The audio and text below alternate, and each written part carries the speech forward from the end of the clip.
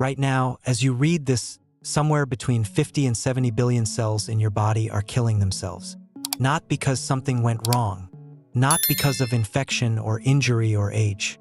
They are dying because they were told to, because the body issued a signal and the cells received it, and they began the orderly process of dismantling themselves from the inside, packaging their contents, shrinking their membranes, breaking their DNA into neat fragments, so that neighboring cells could consume what remained and leave no trace.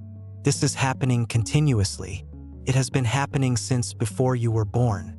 It will happen every day for as long as you live. Your body does not just try to stay alive. It runs a controlled demolition. And the demolition is the point. We think of the body as a system oriented entirely toward survival. Cells divide, tissues repair, wounds close, infections are fought. The organism pushes back against everything that threatens it, against damage, against invaders, against entropy itself. Life is the resistance. Death is what the resistance fails against. This is not wrong, but it is incomplete, because the body does not simply produce cells and then try to keep them alive as long as possible. It produces cells, uses them, and then, when they have divided too many times or accumulated too much damage, or are no longer needed, or have begun to behave in ways that threaten the whole, it kills them. Deliberately. With a program it evolved over hundreds of millions of years and runs every minute of every day without pause. The survival of the organism depends on the death of its parts. Your fingers exist because cells between them died before you were born. Your immune system works because billions of T cells that could have attacked your own tissues were deleted in your thymus. Your brain was sculpted, in part, by the removal of neurons that formed the wrong connections. The body you have is partly defined by what died to make it. For most of the history of biology, cell death was understood as something that happened to cells, not something they did. When a cell was damaged or deprived of oxygen or attacked by toxins, it swelled, ruptured, and spilled its contents into the surrounding tissue. This process, necrosis, triggered inflammation, attracted immune cells, and was clearly a response to external harm. Death in this model was passive. It was what happened when something went wrong.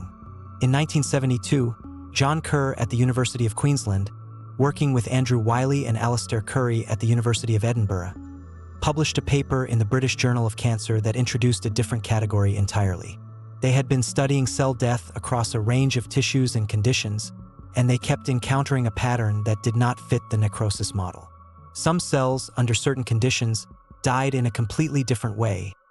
They shrank rather than swelling, their contents remained intact rather than spilling out, and the dying process was clean, contained, and orderly. Neighboring cells were not disturbed. No inflammation followed. Kerr, Wyllie, and Currie named what they were observing apoptosis, from a Greek word for the falling of leaves in autumn, and argued that it was not passive but active. The cells were executing a program. They were participating in their own death. More striking still, the researchers showed that apoptosis was not a pathology. It was happening in normal, healthy tissue, in conditions of ordinary development and maintenance. The body was not simply failing to prevent these deaths. It was triggering them. The organism had a death program, and it ran it on purpose. Apoptosis kills the whole cell, but the body has a second death program, one that operates inside cells, consuming pieces of them while they remain alive. It is called autophagy, from the Greek for self-eating. When a cell is under stress, starved of nutrients, accumulating damaged proteins, overwhelmed by dysfunctional components, it can envelop those damaged parts in a membrane, deliver them to a cellular structure called the lysosome, and digest them. The components are broken down and recycled. The cell survives by consuming itself. For decades, autophagy was observed but not understood. The machinery behind it was unknown. In 1993, Yoshinori Ohsumi and Mariko Tsukada at the Tokyo Institute of Technology published a paper in FEBS Letters that changed this. Working with yeast, they systematically identified mutants that could not perform autophagy, strains in which the self-eating program had broken down. By studying what went wrong in these mutants, Ohsumi's team began mapping the genetic machinery behind the process. The proteins, the signals, the steps. 15 genes. A complete program, encoded in the genome, for the deliberate digestion of the cell's own contents. The implications spread far beyond yeast. The same autophagy genes exist in humans. The same program runs in your cells right now, consuming damaged mitochondria, clearing misfolded proteins, recycling what can be used and eliminating what cannot. When autophagy fails, the consequences include neurodegeneration, cancer, and accelerated aging. Ohsumi received the Nobel Prize in Physiology or Medicine in 2016 for this work. The body does not simply discard what is broken. It eats it. Think about what your body was doing before you could think. In the early weeks of development, your hands were not hands, they were paddles with webbing between the digits. The fingers you have now emerged because the cells of that webbing received a signal and died. Apoptosis carved you out of yourself. The space between your fingers is where your body chose to stop. The same process sculpted your nervous system. Your brain began with far more neurons than it currently has.